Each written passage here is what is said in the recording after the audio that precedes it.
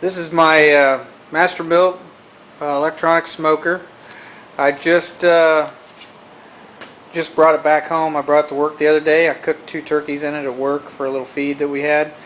And I thought I saw a bunch of these in the Black Friday ads, and a lot were on sale, so I thought maybe I'd make a quick video kind of about this. I've had this one for I think over 3 years now, maybe about getting close to 4 years. And so I've used it quite a bit. I can tell you the good things and the bad things. The good thing about it is it's digital. You can set a time and a temperature on this, and it's pretty easy to do. Once you set the time and set the temperature, wait a few seconds, the element will kick on and it'll start working. You got one vent here on the top that you can adjust your damper there. Mine is old, and the new ones have a meat probe built in side, and then they have a button to press to see what the meat temperature is. Since mine's the older one, I just have a separate meat sensor that I put outside of mine. On the inside, it's got a latch. It's got a latch here that keeps the door shut, but on the inside it's got 4 racks. They're like 4 inches apart from each other. So unless you're smoking something that's really thin, most of the time I end up can only use 1 to 2 racks in here. I cooked 2 turkeys in here the other day, and they were just right under 13 pounds a piece. And I had 1 turkey on the top, 1 turkey down here, just using 2 shelves. The shelves are around about just a little over 12 by 14 inches. You got one water pan down here, catches most of the drippings. Down at the bottom you have another removable pan. You can tell I just kind of let it stay dirty, and it'll catch the rest of the drippings, and then it goes out the back. And on the back you have a little pan that slides on and off down here that will catch any excess drippings that may come out. Now, the worst thing about electric smokers is trying to get them to make smoke. That's one of the biggest complaints. And I personally have had a little bit of trouble with this. The way this works is you have this little tray here that you're supposed to. This allows you not to be able to open the door. It's a good idea. So you can put your wood chips in this little pocket here, and you put them in, and you rotate it, and it drops the wood chips into this tray. And this tray kind of sits in there a little bit above the element. The trouble I had is it doesn't ever seem for me in this one to get hot enough to really smoke my wood chips.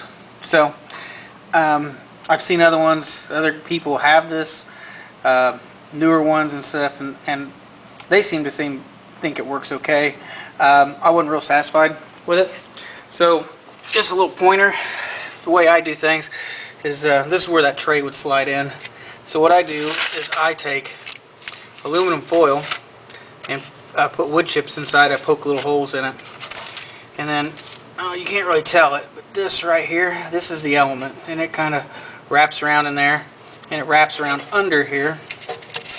And I'm going to pull this other packet out. I make these little smoke packets basically, but this is where the wood chip box would normally fall. So I just make a packet to sit on top of the element. This is the ones I just used the other day at work. Let me open these up. There. Open that up. You can tell that wood is some of it's gray, turned to ash, and it's all black. And so it's all smoked real well. Now this little packet I put over here where the wood chip tray would be, and it actually sat all the way down. And it too is black, but there are a few in here that's still got a little brown to it, but it mostly smoked. One thing you probably can't see, it's very difficult to show it, is there's a little spacer here, and that wood chip tray ends up sitting about a little higher than 1/4 of an inch off the bottom here. So it actually doesn't really get good contact. I really don't think it heats up real well. So that's a little pointer there that I think it really helps it smoke a lot better. And Other than that, the only other issue I have is really with this dial, or the digital display. If you leave it outside, which I'm not going to suggest you leave it outside in cold weather, and you try to use it, if it gets down below freezing, a lot of times this will throw an error code, and you'll have to bring it inside and get it warmed up, and then usually you can get it to where it'll start heating, and then once it's warmed up, you know, and the error code is clear, you can go ahead and take it back outside. One of the other problems I've had is this, my little digital display here doesn't really show up real well anymore. I have to kind of push on it sometimes to get it to display, and it's because I left it out in the cold and it didn't like the cold weather, and it kind of froze this display, and now it doesn't quite work as well. So if you ever get this smoker, I suggest storing it inside in the cold weather.